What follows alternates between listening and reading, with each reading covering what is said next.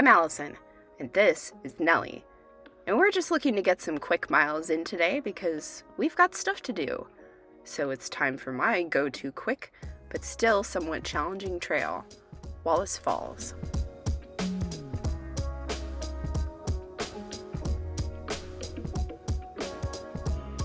Once again, we find ourselves heading toward a hike that gets slammed with crowds in the summer, but remains pretty chill in the early mornings in winter and spring. Arriving to the trailhead as the gates open has other benefits too. If you're driving from the west and get lucky, you'll get quite a view of sunrise on the North Cascades. Okay, trust me, this hike gets better. It starts off with a wide gravel road under crackling power lines, but this only lasts for like a third of a mile, or a 10-ish minute stroll, before you'll veer left into the tree canopy. And despite those power lines, the view is fantastic anyway.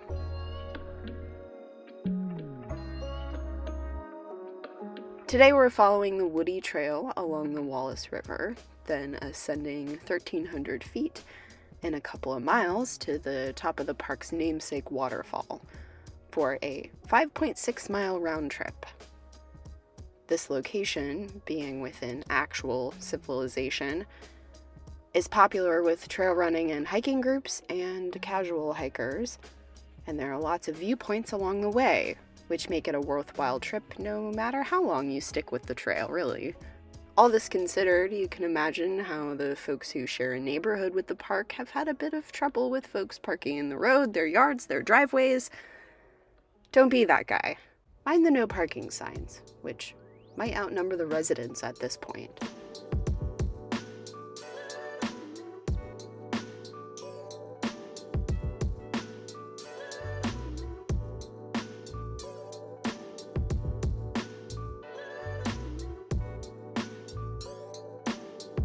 About half a mile in, the trail splits.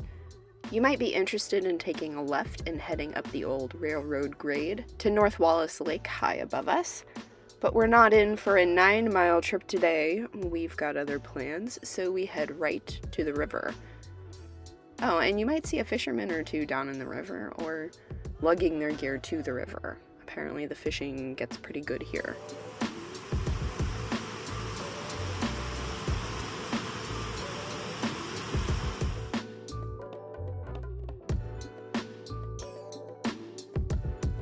It won't be long before you'll leave the trail and begin the incline. As you climb, you'll slowly be rewarded with more and more views of both the whimsical and scenic variety.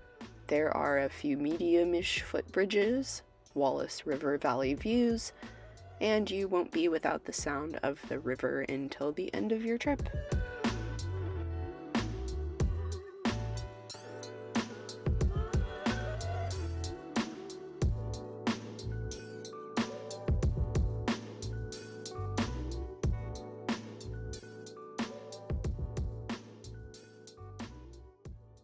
Wallace Falls State Park wasn't dedicated until 1978. It was acquired by the state of Washington via eminent domain 11 years before that. Before even that, it follows the story of a lot of public lands, especially in the Pacific Northwest, changing hands in private ownership between timber companies and railroads, and before that it belonged to the Coast Salish indigenous people.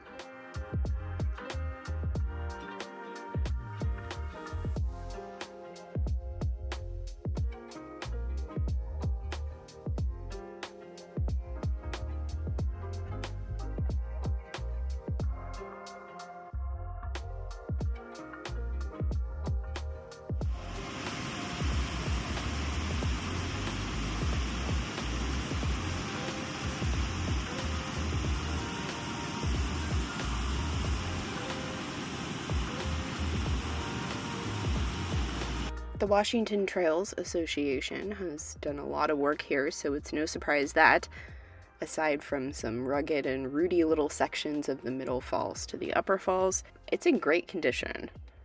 There is a final half mile of switchbacks until the trail ends at 2.8 miles, with lots of benches along the way for the weary.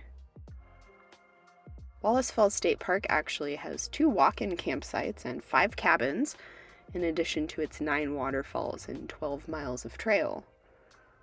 The largest of these waterfalls, of course, is what we're after today. This largest drop in the river measures 265 feet, kicking up mist almost as far, which makes the sheer rock face and the land around it really slippery with moss.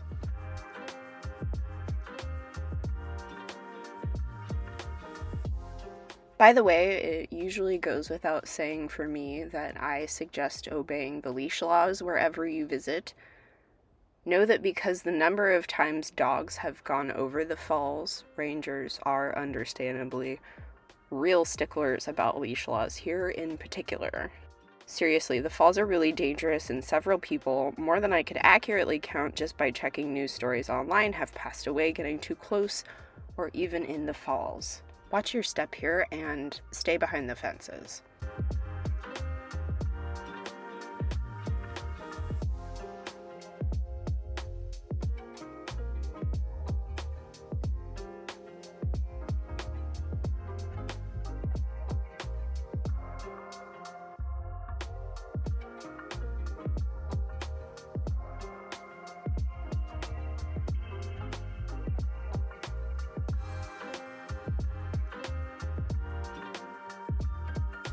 Now, from the top of the falls, there's still a good deal of park out there.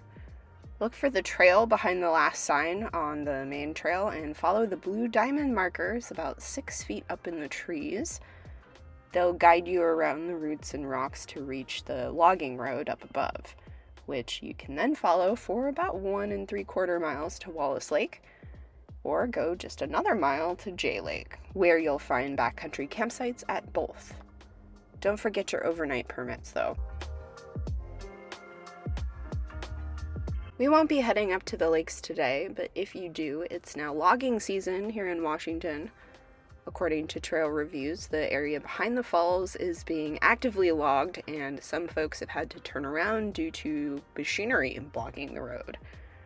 But if you do make it up there, there's one more good view of the valley, and sometimes all the way to the Olympic Mountains on a clear day. So good luck out there and stay safe.